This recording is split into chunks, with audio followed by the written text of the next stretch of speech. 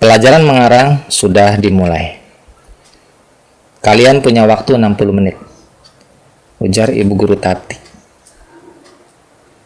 Anak-anak kelas 5 menulis dengan kepala hampir menyentuh meja. Ibu Guru Tati menawarkan 3 judul yang ditulisnya di papan putih. Judul pertama, Keluarga Kami yang Berbahagia.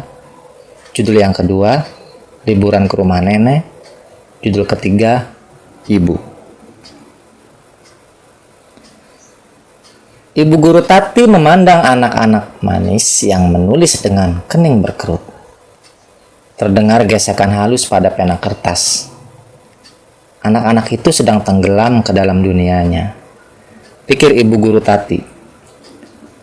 Dari balik kacamatanya yang tebal, Ibu Guru Tati memandang 40 anak yang manis, yang masa depannya masih panjang, yang belum tahu kelak akan mengalami nasib macam apa. 10 menit segera berlalu, tapi Sandra, 10 tahun, belum menulis sepatah kata pun di kertasnya. Ia memandang keluar jendela. Ada dahan bergetar ditiup angin kencang. Ingin rasanya ia lari keluar dari kelas, meninggalkan kenyataan yang sedang bermain di kepalanya. Kenyataan yang terpaksa diingatnya, karena Ibu Guru Tati menyuruhnya berpikir tentang keluarga kami yang berbahagia. Liburan ke rumah nenek, ibu. Sandra memandang Ibu Guru Tati dengan benci. Setiap kali tiba saatnya pelajaran mengarang, Sandra selalu merasa mendapat kesulitan besar. Karena ia harus betul-betul mengarang. Ia tidak bisa bercerita apa adanya seperti anak-anak yang lain. Untuk judul apapun yang ditawarkan Ibu Guru Tati, anak-anak sekelasnya tinggal menuliskan kenyataan yang mereka alami. Tapi Sandra tidak. Sandra harus mengarang. Dan kini, Sandra mendapat pilihan yang semuanya tidak menyenangkan. Ketika berpikir tentang keluarga kami yang berbahagia, Sandra hanya mendapatkan gambaran sebuah rumah yang berantakan. Botol-botol dan kaleng-kaleng minuman yang kosong berserakan di meja, di lantai, bahkan sampai ke atas tempat tidur.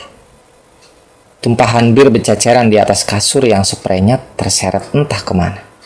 Bantal-bantal tak bersarung, pintu yang tak pernah tertutup, dan sejumlah manusia yang terus-menerus mendengkur.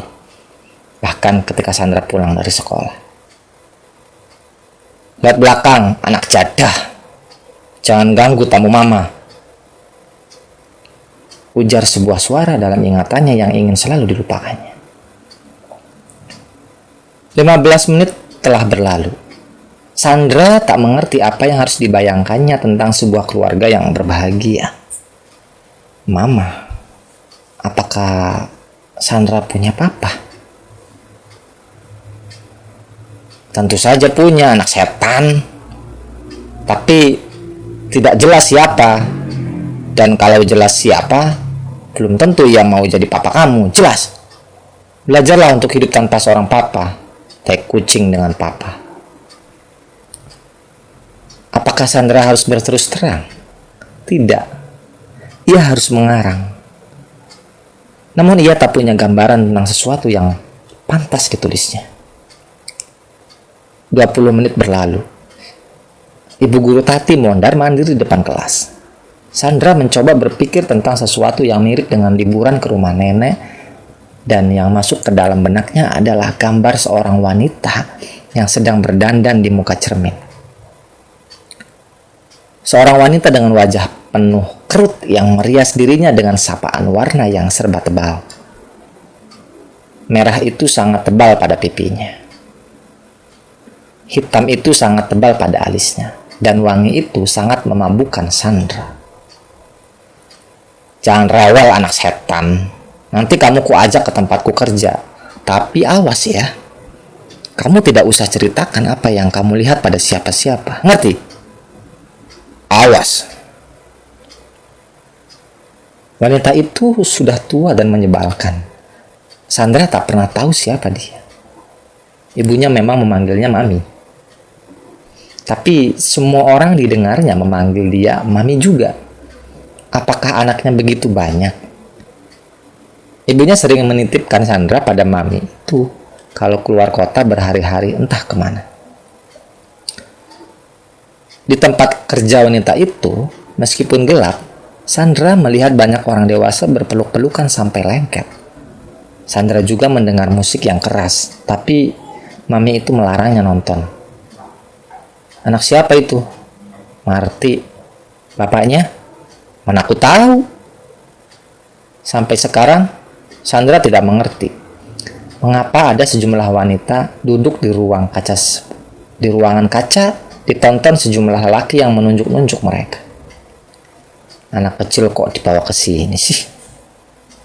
Ini titipan si Marty. Aku tidak mungkin meninggalkannya sendirian di rumah. Diperkosa orang malah repot nanti. Sandra masih memandang keluar jendela. Ada langit biru di luar sana. Seekor burung terbang dengan kepakan sayap yang anggun. 30 menit lewat tanpa permisi. Sandra mencoba berpikir tentang ibu. Apakah ia akan menulis tentang ibunya? Sandra melihat seorang wanita yang cantik. Seorang wanita yang selalu merokok, selalu bangun siang, yang kalau makan selalu pakai tangan dan kaki kanannya selalu naik ke atas kursi. Apakah wanita itu ibuku? Ia pernah terbangun malam-malam dan melihat wanita itu menangis sendirian. Mama, kenapa menangis, Mama? Wanita itu tidak menjawab. Ia hanya menangis sambil memeluk Sandra. Sampai sekarang Sandra masih mengingat kejadian itu. Namun ia tak pernah bertanya-tanya lagi. Sandra tahu, setiap pertanyaan hanya akan dijawab dengan diam anak setan, atau bukan urusanmu anak jadah, atau sudah untung kamu kukasih makan dan kusekolahkan baik-baik, jangan cerewet kamu anak sialan. Suatu malam wanita itu pulang merangkak-rangkak karena mabuk. Di ruang depan, ia muntah-muntah dan tergeletak, tidak bisa bangun lagi. Sandra mengepel muntahan-muntahan itu tanpa bertanya-tanya.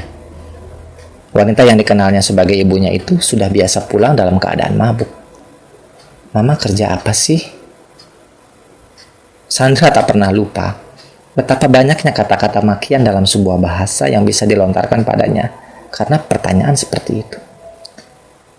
Tentu saja Sandra tahu wanita itu mencintainya. Setiap hari Minggu wanita itu mengajaknya jalan-jalan ke plaza ini atau ke plaza itu.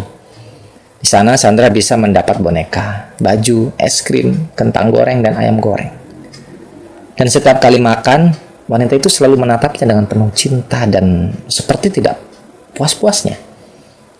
Wanita itu selalu melap mulut Sandra yang belepotan es krim sambil berbisik. Sandra. Kadang-kadang sebelum tidur wanita itu membacakan sebuah cerita dari sebuah buku berbahasa Inggris dengan gambar-gambar berwarna. Selesai membacakan cerita, wanita itu akan mencium Sandra dan selalu memintanya berjanji menjadi anak baik-baik. Berjanjilah pada Mama, kamu akan jadi wanita baik-baik, Sandra. Seperti Mama? Bukan seperti Mama. Jangan seperti Mama. Sandra selalu belajar untuk menepati janjinya dan ia memang menjadi anak yang patuh. Namun wanita itu tak selalu berperilaku manis begitu. Sandra lebih sering melihatnya dalam tingkah laku yang lain.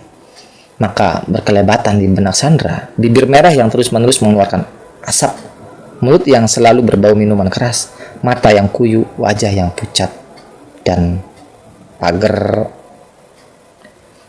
Tentu saja Sandra selalu ingat apa yang tertulis dalam pagar ibunya. Setiap kali pagar itu berbunyi, kalau sedang merias diri di muka cermin, wanita itu selalu meminta Sandra memencet tombol dan membacakannya. Ditunggu di Mandarin, kamar 505 pukul 20. Sandra tahu setiap kali pagar ini menyebut nama hotel, nomor kamar, dan sebuah jam pertemuan, ibunya akan pulang terlambat. Kadang-kadang malah tidak pulang sampai 2 atau 3 hari. Kalau sudah begitu, Sandra akan merasa sangat merindukan wanita itu. Tapi begitulah, ia sudah belajar untuk tidak pernah mengungkapkannya. 40 menit lewat sudah. Yang sudah selesai boleh dikumpulkan. kata Ibu Guru Tati. Belum ada secoret kata pun di kertas Sandra. Masih putih bersih tanpa setitik pun noda. Beberapa anak yang sampai hari itu belum mempunyai persoalan yang terlalu berarti dalam hidupnya menulis dengan lancar. Beberapa di antaranya sudah selesai dan setelah menyerahkannya segera berlari keluar kelas. Sandra belum tahu judul apa yang harus ditulisnya. "Kertasmu masih kosong, Sandra?" Ibu Guru Tati tiba-tiba bertanya. Sandra tidak menjawab. Ia mulai menulis judulnya, Ibu. Tapi, begitu Ibu Guru Tati pergi, ia melamun pergi. Mama, bisiknya dalam hati. Bahkan dalam hati pun Sandra telah terbiasa hanya berbisik. Ia juga hanya berbisik malam itu, ketika terbangun karena dipindahkan ke kolong ranjang. Wanita itu barangkali mengira ia masih tidur. Wanita itu barangkali mengira karena masih tidur, maka Sandra tak akan pernah mendengar suara lenguhnya yang panjang maupun yang pendek di atas ranjang. Wanita itu juga tak mengira bahwa Sandra masih terbangun ketika dirinya terkapar tanpa daya dan lelaki yang memeluknya sudah mendengkur keras sekali. Wanita itu tak mendengar lagi ketika di kolong ranjang Sandra berbisik tertahan-tahan, Mama. Dan pipinya basah oleh air mata. "Waktu habis, kumpulkan semua ke depan," ujar Ibu Guru Tati. Semua anak berdiri dan menumpuk karangannya di meja guru. Sandra menyelipkan kertas di tengah. Di rumahnya, sambil nonton RCTI, Ibu Guru Tati yang belum berkeluarga memeriksa pekerjaan murid-muridnya. Setelah membaca separuh dari tumpukan karangan itu, Ibu Guru Tati berkesimpulan murid-muridnya mengalami masa kanak-kanak yang indah. Ia memang belum sampai pada karangan Sandra yang hanya berisi kalimat sepotong. Ibuku seorang pelacur. Palmerah, 30 November 1991.